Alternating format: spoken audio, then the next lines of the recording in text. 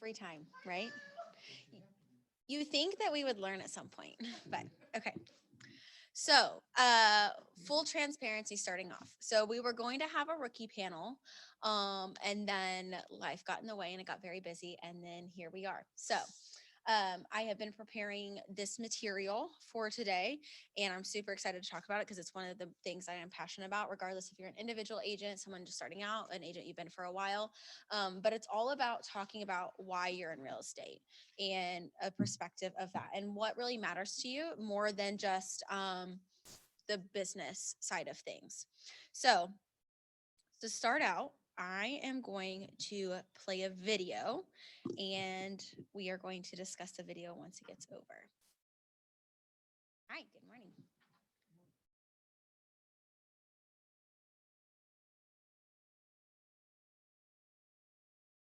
So this is a video that this gentleman was on the plane that landed on the Hudson River back in 2009, if you guys remember. Um, he is going, this is a short, it's a 5-minute video, so it may be a little bit longer, but he talks about his journey and his thoughts of what he felt right before the plane landed. The more of us that are healthy, the stronger this country truly is.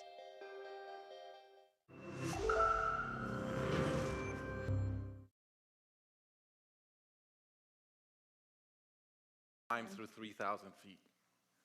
Imagine a plane full of smoke. Imagine an engine going clack, clack, clack, clack, clack, clack, clack. Sounds scary. Well, I had a unique seat that day. I was sitting in 1D. I was the only one who could talk to the flight attendants. So I looked at them right away, and they said, no problem. We probably hit some birds. The pilot had already turned the plane around, and we weren't that far. You could see Manhattan. 2 minutes later, 3 things happen at the same time. The pilot lines up the plane with the Hudson River. It's usually not the route. He turns off the engines. Now imagine being on a plane with no sound. And then he says 3 words, as unemotional 3 words as I've ever heard. He says, brace for impact. I didn't have to talk to the flight attendant anymore. I could see in her eyes, it was terror. Life was over. And I want to share with you 3 things I learned about myself that day. I learned that it all changes in an instant. We have this bucket list, we have these things we want to do in life, and I thought about all the people I wanted to reach out that I didn't, all the fences I wanted to mend, all the experiences I wanted to have and I never did. As I thought about that, later on, I came up with a saying, which is, I collect bad wines. Because if the wine is ready and the person is there, I'm opening it. I no longer want to postpone anything in life. And that urgency, that purpose has really changed my life. The second thing I learned that day, and this is as we clear the George Washington Bridge, which was by not a lot, I thought about, wow, I really feel one real regret. I've lived a good life. In my own humanity and mistakes, I've tried to get better at everything I've tried. But in my humanity, I also allow my ego to get in. And I regretted the time I wasted in things that did not matter with people that matter. And I thought about my relationship with my wife, with my friends, with people. And after, as I reflected on that, I decided to eliminate negative energy from my life. It's not perfect. It's a lot better. I've not had a fight with my wife in 2 years. It feels great. I'm no longer trying to be right. I choose to be happy.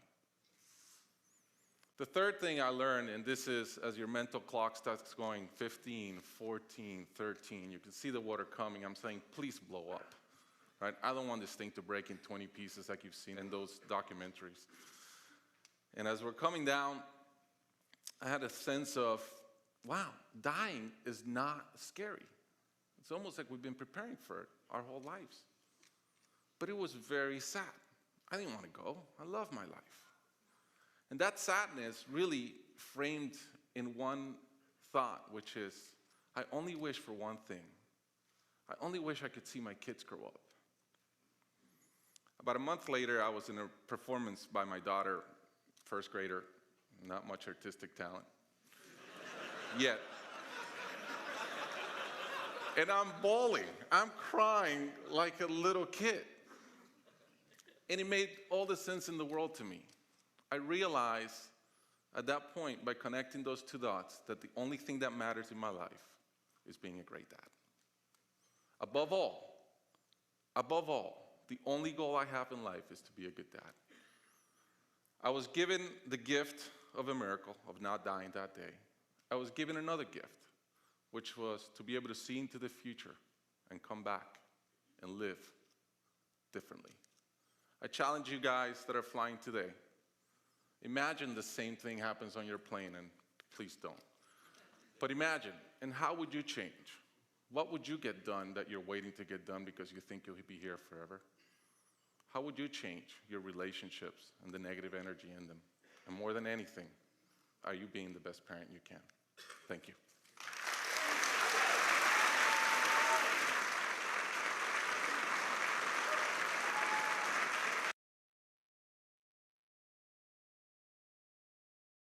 Pretty powerful. When I first saw this or watched this video, I was like, whew. He realized that he had to stop doing the things that didn't matter and start focusing on the things that he wanted to. So in real estate, burnout's real, right? You keep going, and then you wonder, why am I doing this?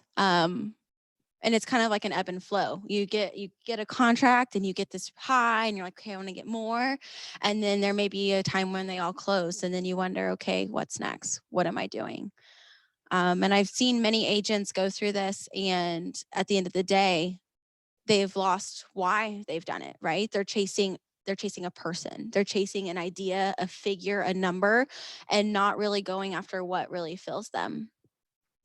And so in that, it really hit me because I watched this video, and then I had this experience at my church this weekend of, he said, these pictures of me were 15 years ago, and I was a lot lighter at the time. And he said, it wasn't weight wise, it was the heaviness that I had to feel to carry everything that I thought I had to do. And so one of the most powerful exercises I have ever done in my life is called the 7 circles exercise. And I'm going to share that exercise really quick. Called the 7 circles. And so for those of you that have read The One Thing, this is the exercise that it's about. And so I'm going to give everybody a copy in here.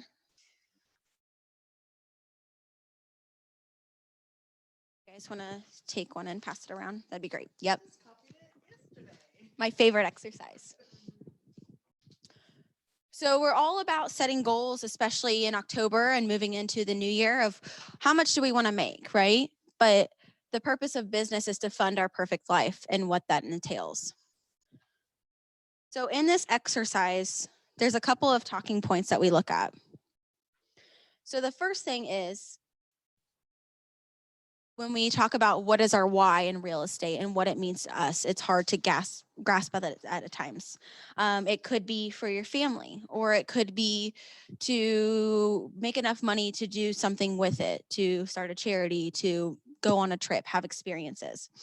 And so what I was challenged to do with this exercise is to fill it out. And in each circle, so there's 7 circles, we have our spiritual, physical health, personal life, key relationships, job, business, and finances. So what I was challenged to do was, in each circle, write in detail what a 10 would be for me. So if I was nailing it in physical health, what would that be? And it could be super hard, could be super easy. Mine literally says drinking recommended water amount, because I don't drink enough water. But I feel like if I was able to do that, I would be nailing it in my life. And there's a couple other things like eating more vegetables and protein. Or it could be for your business. Be surrounded by people who are just as driven and excited as I am about my purpose. For your finances, what kind of streams of revenue are you wanting to create? Is it 3 to 4? What are those streams of revenue? And mine also on here was have enough money to support my friends and my parents if ever needed. So what does attend to you in each of these circles? So going through and label all of these, you're able to see, okay, these are my goals. And then you go through and then you label where you feel like you're at in each circle. So that's kind of a ooh moment. And it could be a 9 or a 10 that you're nailing it, or it could be a 4. And so where are your opportunities of improvement?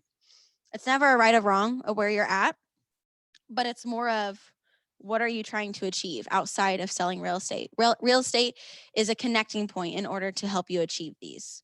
So going through and filling them out, that was something that had hit me. And through this, I've been able to have the opportunity to speak to other MCAs, especially about this. And what I have learned is that it's easy to be very critical of ourselves. It's easy to say, what am I doing? Why am I doing this? But then when you look at this, it's a quick reminder of how far you've come and where you're going. And in that video, when he was talking about being able to essentially restart his life after having this big wake up call, it's a matter of, okay, now that I know where I wanted to go, what can I do now to keep moving forward? And when I wrote in that video, one of the things I wrote was, what would be 3 things that I want to accomplish in my life that I haven't achieved yet? And so that's kind of a thought for everybody of what are you wanting to achieve? What does that look like? And there's a class called the 6 Personal Perspectives, and that's something that we'll be working on teaching here at the Market Center soon. And in that class, there's 6 perspectives. And they are these. So we have the 6 personal perspectives once it loads. And it's kind of, let's see if I can zoom in a little bit more. So the first one, committing to self-mastery. Oops, what's going on here? Sorry, this computer also doesn't have words, so it makes it a little hard. Committing to self-mastery. I'm going to nail this and I'm going to master it. Does anybody know how many hours it takes for you to be considered a master? 10,000, yeah. And when you think about how long that could take you or how little that could take you, it's how do I master this? And in the one thing, which I know Cassie has read that, it's one of the best books. We have it upstairs, and it's not about selling real estate, right? We have the MREA to help us sell real estate. We have models and systems outlined for us of how to create a business. In the in the One Thing book, it's what do I want for my life and how can I accomplish it? One of the funny things is before I came to Keller Williams, my idea of what growth is nothing to what I thought it would be now. And I remember in my interview, I was like, yeah, I'm really great at multitasking. I'm awesome at it. I can do a little bit of this and a little bit of that. And don't worry, I get it done. And then I read the One Thing book and it essentially says you are not productive if you multitask. And I was like, oh, got me. And now when I'm in interviews and someone says, oh yeah, I'm really great at multitasking, I'm thinking, yep, I was you at one point. But it's just a different perspective and your eyes, you don't know what you don't know and you're opened up to it. So the first one, committing to self-mastery. I'm going to nail it and I'm going to master this. And if it takes 10,000 hours to be considered a master in that, what do I have to do or what can I start doing today that would get me closer to that goal? And then the 80-20 principle. And this is one of the biggest things when we talk about Keller Williams, we talk about our 80% and our 20%. So in an agent, the 20% of your results or the results come from the 20% of the work you do, not the other 80%. So the 20% of an agent is to lead generate, follow up, go on listing appointments, negotiate contracts, scripts, and role play. Those are the 5 main functions of a real estate agent. If you go to bold, that will be ingrained in your head for the rest of your life. And so when you start your day, how can I focus on my big rocks? What is my 20% that I can do right now to get out of the way? So if 80% tries to creep in, I have the time and flexibility to work around. Then we talk about moving from E to P. Now, does anybody know what E and P means when we talk about this? Entrepreneurial, yep. Close. entrepreneurial to, Maria? Purposeful. It's like, oh, it's right there. Yep. So when we talk about models and systems, and in the MREA, it says you want to nail your models before you add creativity. So whenever we have our E, we're very entrepreneurial. We're able to handle deals as they come, feeling like we're walking through it and we're just like Superwoman or Superman going through and, yep, got that, got that. And there's not really a system in place or kind of a core checklist you can follow. And then when you shift that mindset of how can I be more purposeful in my business, then that's wherever you start breaking through your ceilings. So as an agent or as anything in life, your talent will only take you so far, right? And then you have to go back and relearn and then break through that ceiling. And so that's when we talk about moving from E to P, it's okay, great. How much can my skill set take me until I'm hitting a ceiling before I can break through? And that's a lot of the times a conversation of potentially adding somebody to your team, right? Leverage, when we talk about it at the Market Center, it's a system, tool, and then a person. So are all my systems in check? Do I know what happens when it's under contract and I have a system to follow? I do X, Y, and Z. A tool would be some sort of plugin or technology that helps you run your business outside of that. And then the leverage for a person, that's making sure that my systems are in check, my tools are in check, and then I have the opportunity to add a person. So moving from E to P. Number 4, make being learning-based the foundation of your action plan. I mean, so for instance, you guys are coming here to learn. So how can we continue to be sponges and figure out what we don't know so that in the future we can navigate it through?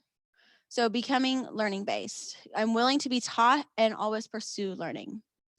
Number 5, remove your limiting beliefs. I limit my thinking and my success. Out of all of these are kind of that one's probably one of my favorite ones. Because it's so easy to think, okay, well, they did it this way, but I'm not that.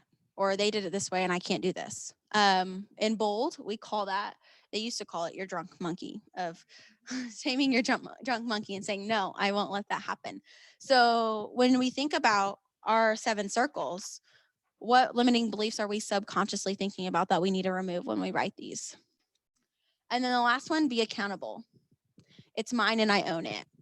So creating a plan that we can commit to self-mastery, commit to the 80-20 principle, move from E to P, make being learning-based the foundation of your action plan, removing your limiting beliefs, and be accountable. How can we implement each of those into our daily lives? So then as we're thinking through our 7 circles, how can we implement all of that? So if being learning-based, and if we said that we wanted to achieve something maybe for our job or for our business, what do we need to learn? What class do we need to see? Who do we need to talk to? There's a lot of people I talk to that they're very avid readers, and it's okay, what books can I read to gain that knowledge? Me personally, I prefer conversations. So what room do I need to get into so I can learn from those people? They say if you're the smartest one in the room, you're in the wrong room. So what other rooms can I get into and how can I get into those? That's why I really missed a lot of our mega camp and family reunion events, because those were our opportunities to get into those rooms with people. We're very fortunate at our office that we have those people right here in our office. Very cool.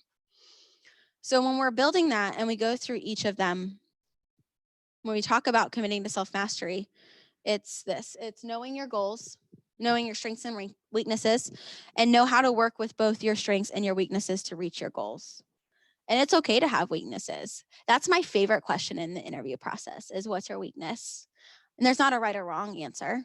It's just your self-awareness of what you think is your weakness. And it's love it. And what do we need to do in order for you to feel like that's not a weakness anymore? And sometimes when people can't think of a weakness, I'm thinking, come on, it's okay. You're not going to look bad. Just say it, you know. Mine is that I care way too much. I take a lot of pride in my work, and I care way too much about this market center, probably more than I should. But that is what I care. And so I will sometimes, unfortunately, put other things aside in order to make sure that this operates the way it needs to be. So what is your goals? What are your strengths and weaknesses? And know how to work with them. And then when we commit to self-mastery, it's putting all the pieces of the puzzle together.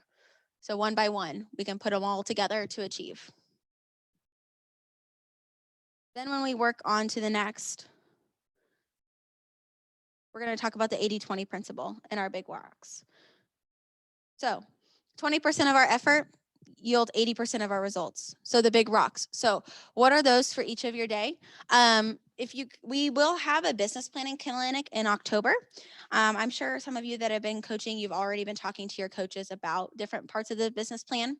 One of those is creating a 411 action plan. And so this is what it looks like. It's what are our goals for the year? And then once we have our goals there, we break it down into our monthly goals and then into our weekly goals. So our big rocks. So if we're wanting to close a certain amount of units or make a certain amount of money, that may be our overarching goal for the year. And then how much money do we need to make each month? And then what do we have to do each week in order to yield that result? The coolest thing about this is this one doesn't show it, but there's actually a template that you can include for your personal life as well. So what has to happen in your personal life that will have the ability to hit it in your business life and vice versa? Or the money you make in your business life, where are you going to put that into your personal life? So committing to the big rocks. I saw this really cool analogy. It was more of a demonstration, and they had a big glass container and they put all the sand in it, and then they were trying to get their big rocks. And those, if you can't put them into the sand, right? You can't crush them down into the sand. It's more of having the container, putting the rocks in, getting your big 20% out of the way, and then the sand will fall around it. Because naturally there'll be fires in every single day. No matter, you can't avoid it. But getting those out of the way so it's easier for everything else to fall through. And then the next part, we're going to keep going, moving from E to P. So this is the fundamental ceiling of achievement. And we kind of talked about in team meeting yesterday, Tim had mentioned that he had known some people that were going to be professional sports stars, and their talent only took them so far. And it was the people that had the passion and the grit to overcome those obstacles in order to take it to the next level. So this is what we talk about at E to P. Your natural talent will only take you so far. Your people skills, your self-time management skills, things like that. So then what has to happen if we're committing to being learning based and able to us to break through that ceiling to move to the next one? And so it could be coaching, consulting, or training. We have, the coaching program here, and then there's a certain level of your business that you can get into mastery coaching with Keller Williams International. And I will say that by having a coach for our business, so myself and Tim, and Mike, we each have our own role coaches within Keller Williams. And having that coach, it's literally the 6 personal perspectives, because we have to be held accountable. They know our standards, they know our language, and how we have to operate and the expectation of how we operate. So following those. So then here is step 1, focus. Write down your goals and focus on the 20%. Step 2, find strategic options. Ask, how can this be done? Are there different, better ways to do it? So just because somebody has achieved something one way, that's the best opportunity for you and go to talk to them and say, if you could do it all over again, what would you change? Just to be able to get in a room with somebody and say, hey, what would have to happen for me to get 15 minutes of your time?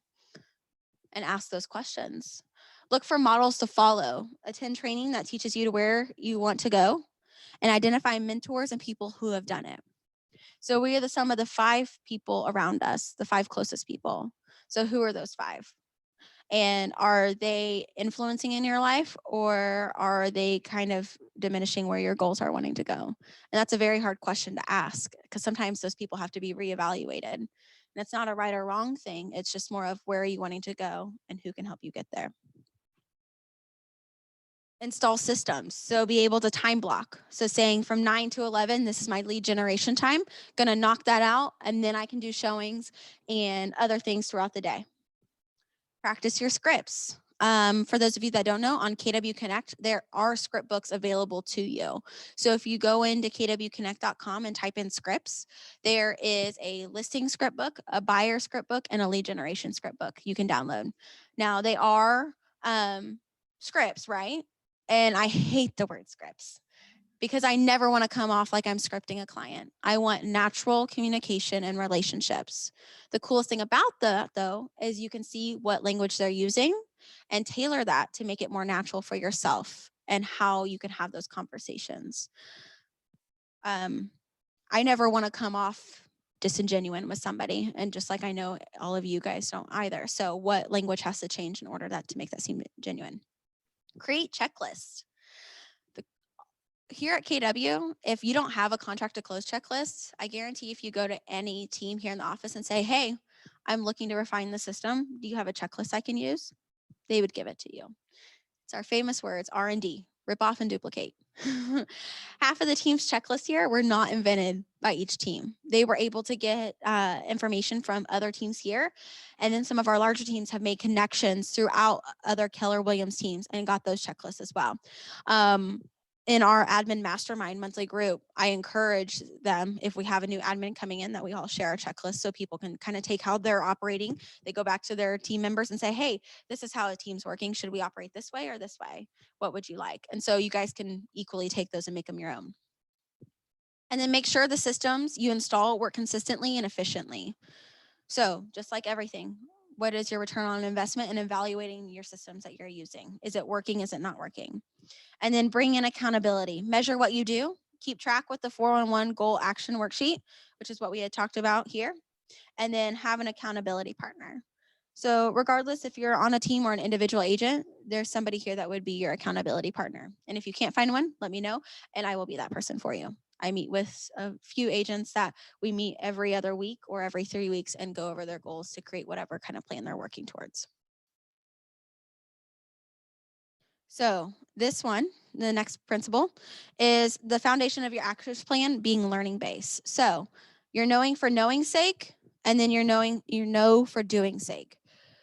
So if you know for knowing's sake, you're ignorance based. I know what I know, and I'll ignore anything else.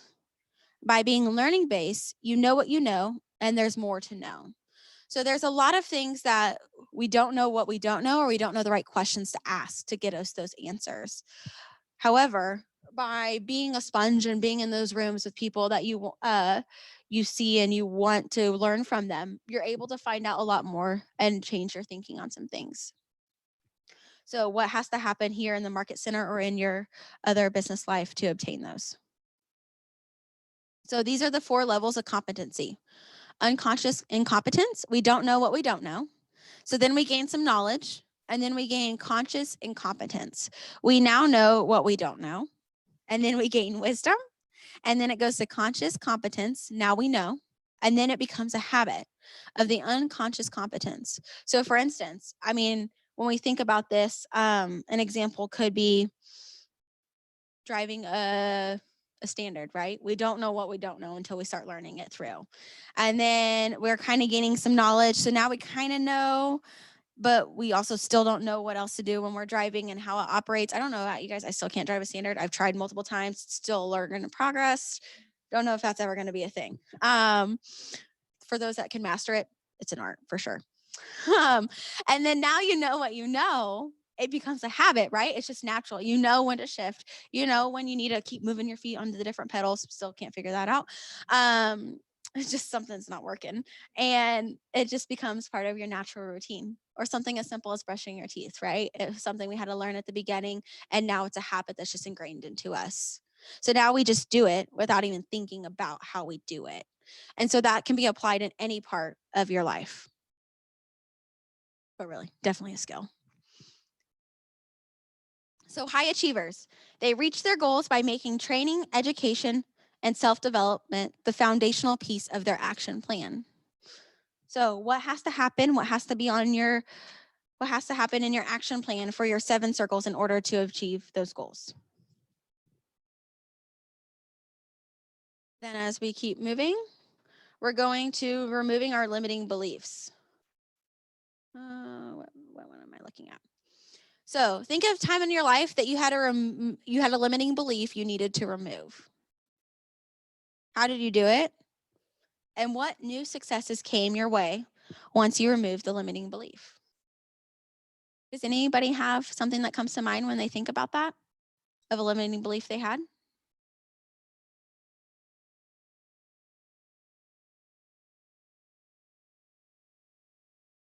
Mhm. Yeah. Yeah.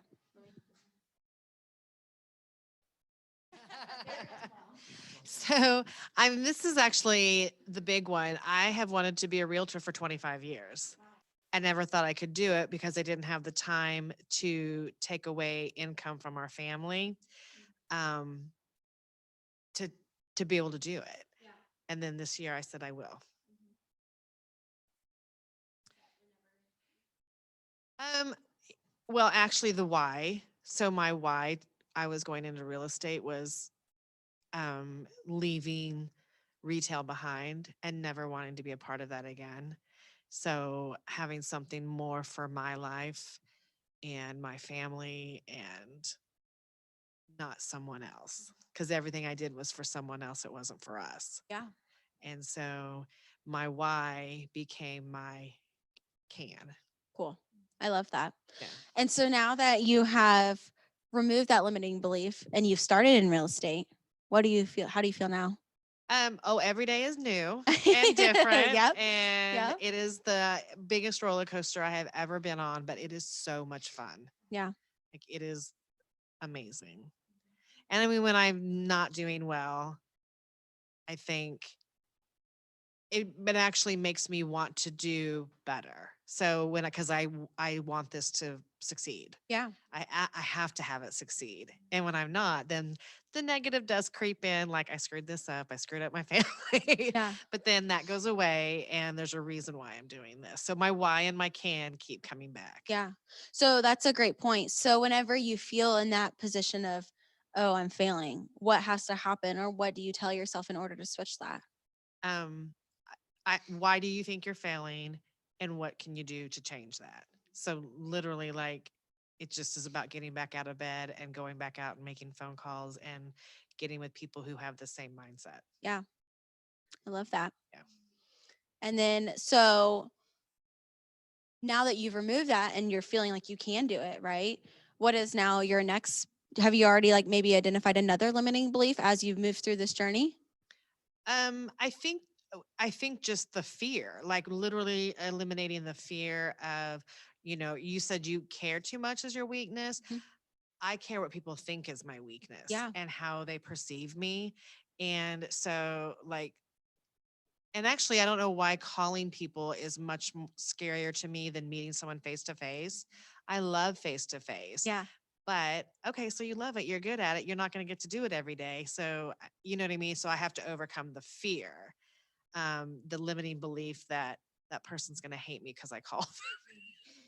And the more I do it, the better I get at it and I feel more comfortable and it snowballs.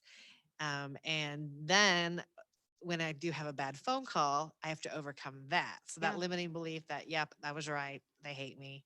Overcome that again.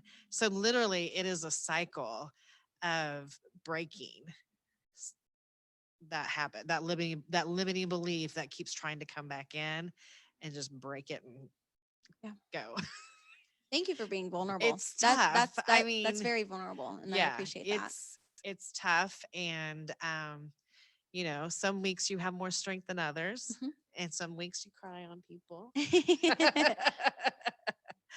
Yeah. But then you think about, I mean, literally, you think about your training and like what has been said to you and what the positive belief that is out there. That's awesome. Yeah. That's awesome. Anybody else? Wow, that was great. You about to say something? I heard you. I guess for me, my limiting belief um, can be that success is too hard. No, it's okay. Hormones.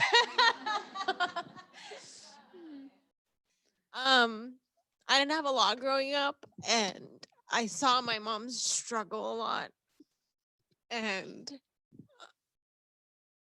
growing up, I had to work at a really young age to help my family. And mm, there's like, I think there's this like expectation that comes down from my family to me.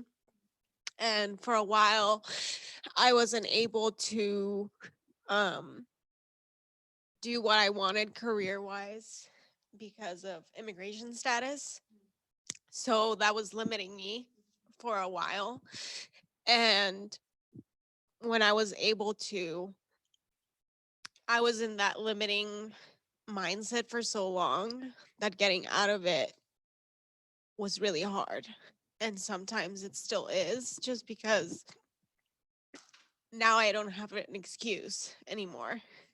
So when I'm not succeeding, it's overwhelming because it's almost like, what are you doing wrong? What aren't you doing to get there? Yeah.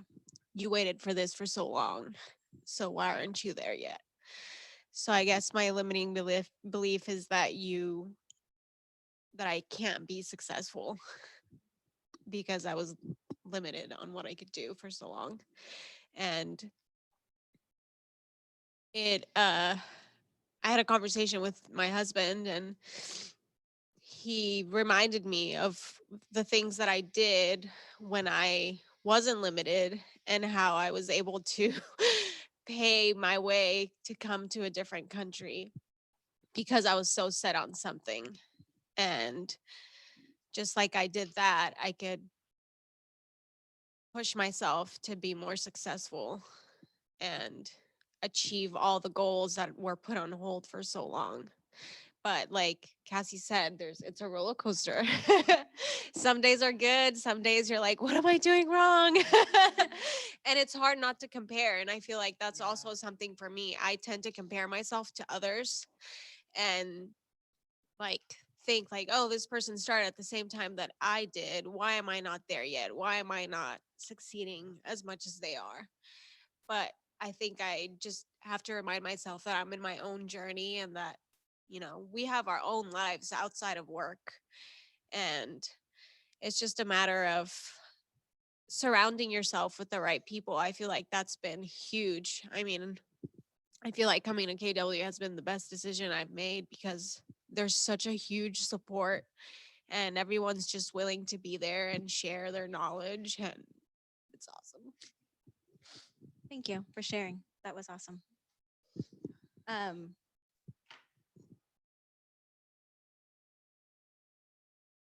Thank you. I know that was probably not easy to share. And I think that's such a true point of what are limiting beliefs, because in this industry of it being so competitive, just because someone is doing one thing doesn't mean that you're not doing the right things, right? Your work ethic is not a determination of what they're doing. And being able to, again, what's important to you, right? That's all that matters. If you're able to achieve these things and hit your goals, that's all that matters in life. And I would agree, there's times when it's easy to compare and say, okay, well, they're doing this, so what do I need to change to do that? Yet at the end of the day, you have to realize what you're doing and what you're accomplishing, and that you're doing everything you can do at the end of the day. And everybody, and it's interesting because, for instance, social media, right? It's a highlight reel. It's everybody's good points, and you really never truly know what somebody is going through on the back end of that. Just like in real estate, they may be killing it, but you don't understand what they're sacrificing, right? And if I didn't have my family, or if I was sacrificing that over my family, then it's not worth it. And so it's easy to do that, and we can give each other grace, and we can just encourage people to keep doing what they're doing, and continue to run your own race, right? and that's easier said than done 99% of the time. Like you said, they start at the same time I am. Why am I not to that level? And yet, I'm a big spiritual person, and so I just know that I'm in the season of the life I am for a reason. And whenever my season is to come and achieve that, then I will be prepared and ready to do that.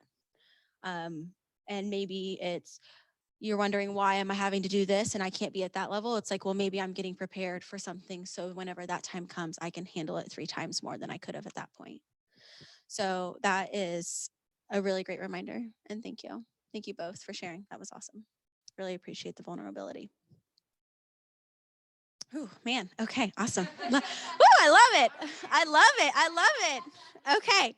So then when we talk about accountability, so when, you know, we said that we have really great people here at Keller Williams that we can lean on and we can use as resources. What does accountability look like to us? And that's a great question to ask anybody. My accountability may look different than your accountability or what you're wanting. So when we say, are you a victim? Are you accountability? There's a thing called a victim mindset where things are happening to me. Why me? Poor me. And it's okay. I realize this is going on. What can I do to change it? And how can I keep moving forward? So, more of, are you a victim? They're showing ignorance, denial. They're projecting it and blaming, deflection, resignation. And then if you switch it to accountability, it's more of you're seeking reality. You're acknowledging the reality and gaining clearness. Once you have that awareness, you're owning it. You're finding solutions and what other possibilities you can create, and you get on with it and you create an action plan. So in this, when we're talking about being accountable, are we being a victim, or are we recognizing it and creating awareness around it and moving forward? And what does that look like for everybody? How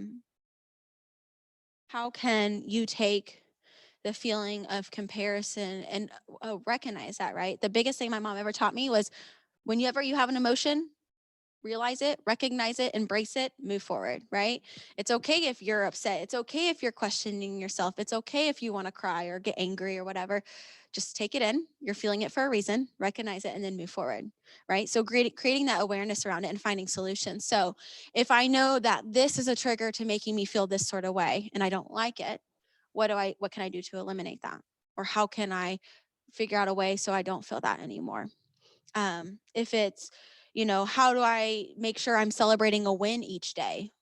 Because not every win results in having a contract, right? Getting under contract on a property. You could write 7 offers and still not get anything. And then you're thinking, man, what is going on?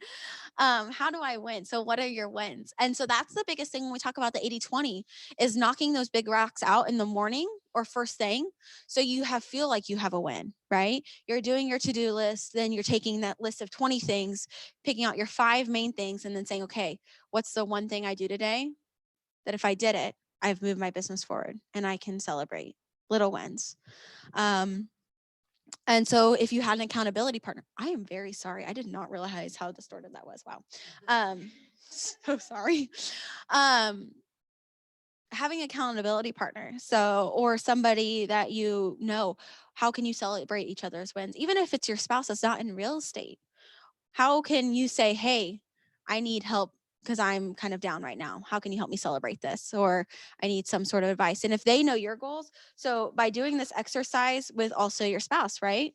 For those of you that have a significant other, on the onething.com, there is a couples goal setting retreat. I know I was talking with Hannah about it. They actually have one that you can go to Austin, Texas. However, they have the guide that you can print out, and then you and your spouse can take a weekend away and say, okay, let's talk about this. How can we get on the same page moving forward? But this could be a simple exercise as this. Here's my 7 circles. What are your 7 circles? How can we match those together? Or how can I tell you what looks like a 10 for me, or even in work? So what looks like a 10 for me? If it's not having a closing or getting an under contract, if it's I got 4 new clients today or 1 new client, great, that's a win. Let's celebrate. How can you celebrate those little wins? And so then again, here is a little bit better visual than the other one. Sorry about that. Being a victim and being accountable. just like we talked about, doesn't seek reality, fights reality. They blame you. There's personal excuses. There's waits and just hopes, hoping, okay, maybe at some point I get to achieve this or I can do this. Being accountable, seeking reality, acknowledging it, owning it, finding the solution and getting on with it. Really moving forward. And so this, when we talk about accountability, there's people. So Mo Anderson, she is the culture of Keller Williams. If she always has the polite, they call it the velvet hammer, because she could like tell agents, hey, I'm sorry, honey, you're not paying your agent billing. So that's not one of our standards. So you're out. I'm sorry. And it's the sweetest way. And then you just realize you got fired because you weren't doing that. So this is her people in her corner. So when we talk about our 5 people, these are her boxes that she's getting filled, and in business and in physical, spiritual, and financial. So who are those people for you? And maybe it's a different person for each of your circles. And then becoming a high achiever. So when we talk about out of each of these 6 steps, you think, okay, what's the one thing you would like to implement? And how can you move them through each of the steps of the 6 personal perspectives? And then share it. Create a team, an accountability partner, and how can you keep moving forward? That's not the one I was looking for. But I guess I lost the slide. And at the end of the day, remember, it's your race, it's your life, it's your business, it's your 7 circles to operate out of. And what's most important to you, and what do you need to do to keep moving forward? Other than that, though, that's kind of all I had prepared today. I just wanted this to be an encouraging day today, because we all need those probably more than what we know. We need people to encourage us. And so if you guys ever need encouragement, I'm here for you guys. My door is always open. More than welcome to cry.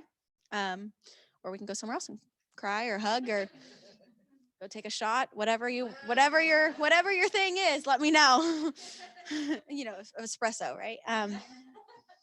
So I'm here to encourage you guys. Thank you so much for spending an hour of your day with me. Let me know if you have any questions, and I hope you guys have a wonderful day. You're welcome. Thank you.